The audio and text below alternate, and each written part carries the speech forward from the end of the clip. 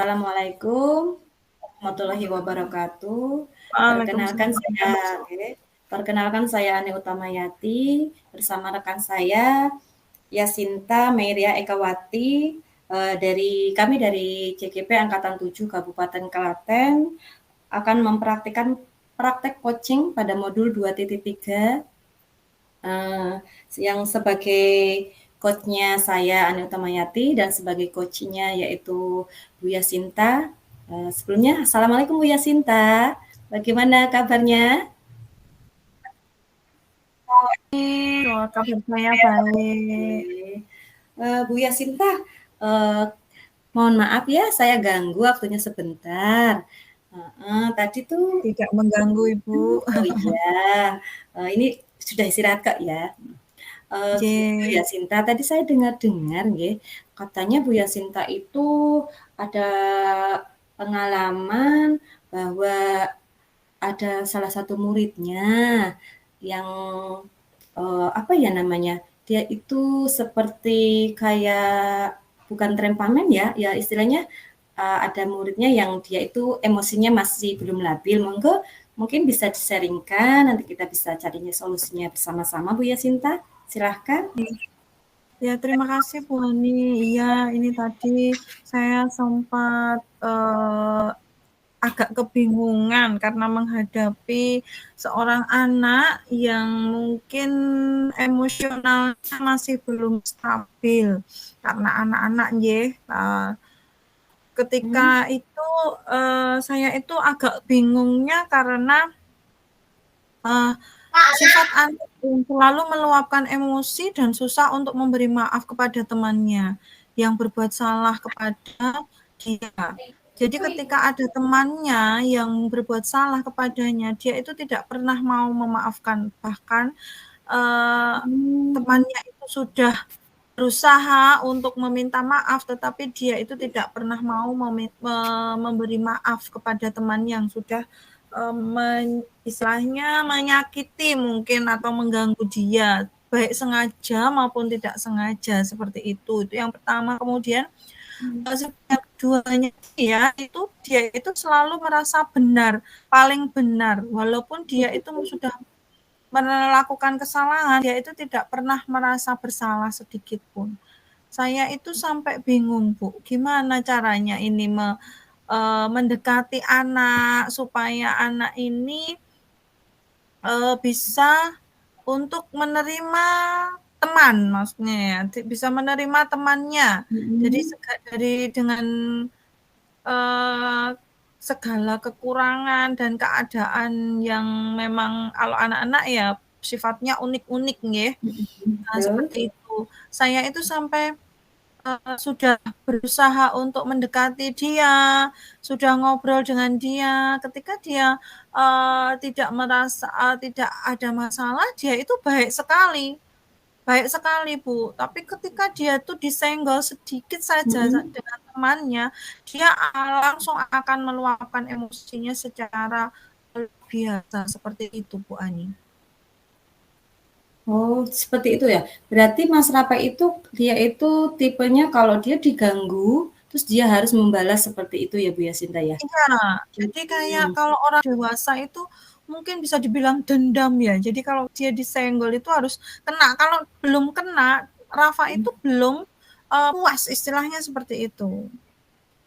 Oh, berarti istilahnya emosinya dia tuh tidak terkontrol gitu ya Bu ya. Jadi kalau ada sesuatu Iya. yang mengganggu, dia jadi bisa marah. Terus Bu Yasinta apa pernah bertanya kira-kira itu penyebabnya apa? Maksudnya dia di rumah datang sekolah itu apa karena dia belum nggak mood dari rumah atau seperti apa? Atau mungkin ada faktor lain apa Bu Yasinta pernah menyelidikinya seperti itu?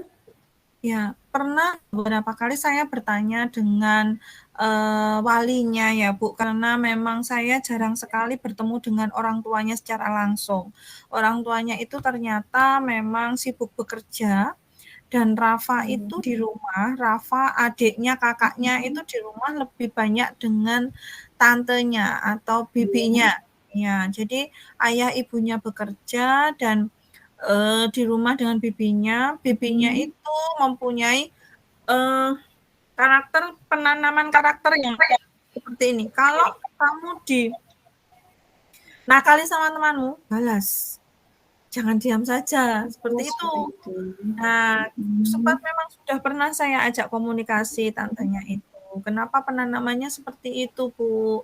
Karena kan, namanya juga anak-anak, kadang kan naik turun dan lain sebagainya, emosionalnya masih belum stabil dan lain sebagainya." Hmm. Tapi tantenya sudah bilang, "Saya itu menanamkan itu karena, saya itu, tidak mau ponakan saya tuh disakitin seperti saya, Bu." Oh, berarti ini ada Hmm. sangkutannya bahwa tantenya itu, mempunyai trauma tersendiri, seperti Iya. itu. Jadi pelampiasannya ke anak, ini Anaknya. keponakannya, nggih. Nah, Hmm. terus kalau Rafa itu misalnya tidak mau belajar, dia itu selalu diancam, "Kalau kamu nggak mau Hmm. belajar, nanti tak masukkan ke dalam ruang gelap." Nah, seperti itu. Oh, Apa mungkin seperti itu itu. ya, Bu, ya, Ya. penyebabnya? Mungkin apa karena pola asuhnya yang kurang tepat dan mungkin juga si Rafa itu sepertinya kayak kurang kasih sayang, Bu Yasinta.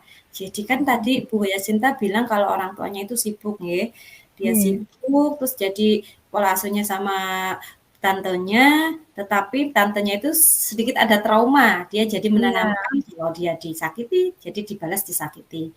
Nah, kalau Bu Yasinta berada dalam posisi permasalahan Bu Yasinta sekarang ini, Bu Yasinta merasa dalam skala 1 sampai 10 itu Bu Yasinta berada di posisi yang paling mana, Bu Yasinta? Saya pribadi jujur saya masih merasa saya belum berhasil menangani masalah ini. Jadi saya memposisikan misalnya di skala itu saya itu masih dalam posisi 5, 4 lah, Bu, seperti itu. Karena saya belum berhasil mendekati anak ini, gitu. Oh, iya Bu Yasinta, nggak apa-apa mungkin kita juga ya namanya belajar ya Bu dari kasus Iya. yang berbagai macam ragam anak di TK ya Bu, Iya, keunikannya betul dari sekali. anak-anak yang aktif, ada yang pendiam. Nah, nggak apa-apa, nanti kan kita sambil belajar, sambil memahami anak itu seperti apa dan mungkin, apabila Bu Yasinta ingin memperbaiki dari permasalahan kali ini, Bu Yasinta ingin berada di posisi berapa Bu Yasinta? Monggo.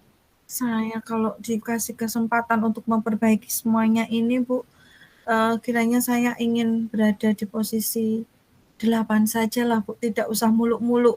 Yang Betul. penting anak itu bisa mengerem emosinya terhadap Iya. teman-temannya itu sudah sangat luar biasa, gitu, Ibu. Nggih.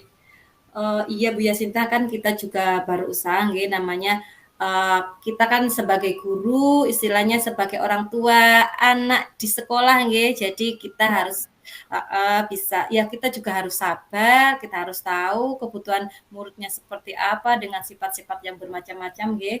Jadi bagus sekali sih itu, kita ada niatan untuk mencapai di posisi 8, jadi ke depannya bisa menangani kasus-kasus anak nggih.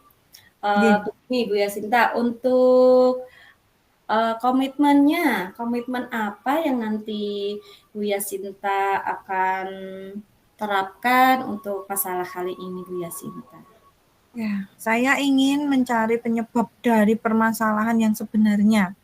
Yang pertama ingin saya lakukan itu, saya ingin lebih menyelidik lebih lanjut, sebenarnya permasalahannya itu di mana gitu. Mhm. Itu yang pertama. Yang kedua, Mhm. tentunya karena saya ingin menyelesaikan ini, Mhm. saya ingin mendekati yang pertama itu mendekati anaknya, mendekati, dari sisi anaknya dulu karena saya yang sering berinteraksi dengan anaknya nggih. Mhm. Kemudian saya ingin berkolaborasi dengan wali, murid, dan Mhm. orang tuanya tentunya. Saya ingin mendekati mereka dan, supaya nanti bisa seimbang antara posisi saya di sekolah, mendekati anak dan di rumah pun juga, balance dan, kita berjalan bersama-sama. Saya berharap Mhm. saya dan orang tua bisa berjalan bersama-sama untuk merubah Mhm. pola pikirnya Mas Rafa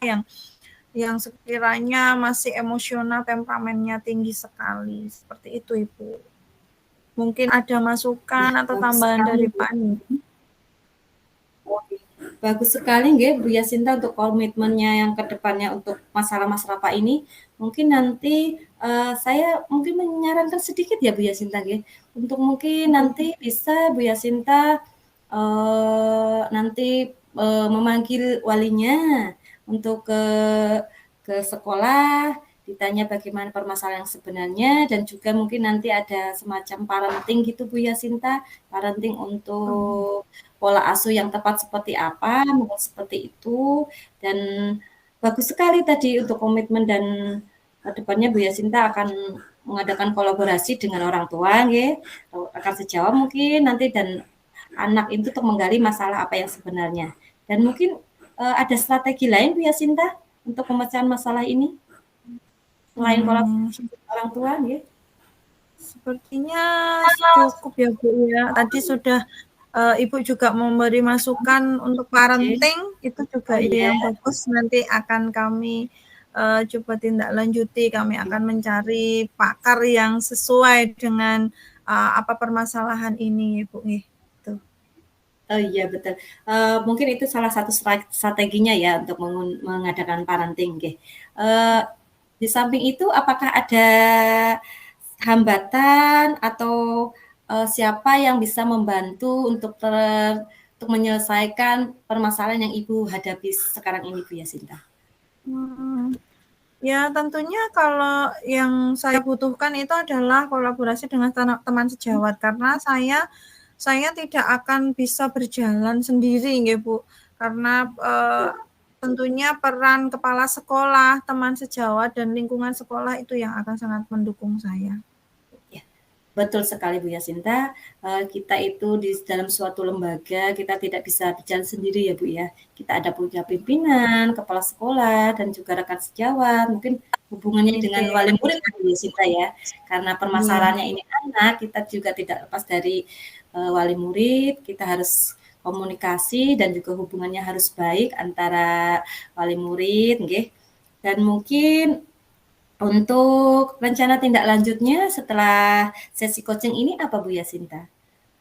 Rencana tindak lanjut yang ingin saya lakukan ya segera menjalankan komitmen, menjalankan strategi-strategi supaya kondusif semuanya dan berjalan kembali normal sampai anak-anak semuanya tentunya tidak hanya Mas Rafa, semuanya bisa belajar dengan baik dan bahagia gitu, Ibu.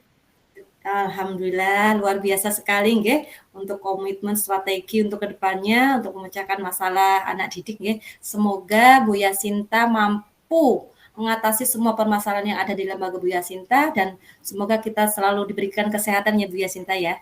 Oke, terima kasih Bu Yasinta nggih. Amin. Mungkin sedikit Sama-sama, saran itu Bu. dan saya tutup nggih. Wassalamualaikum warahmatullahi wabarakatuh. Oke. Waalaikumsalam warahmatullahi wabarakatuh. Untuk refleksi pada sesi coaching pagi hari ini, percakapan kita itu sudah baik nggih, alhamdulillah.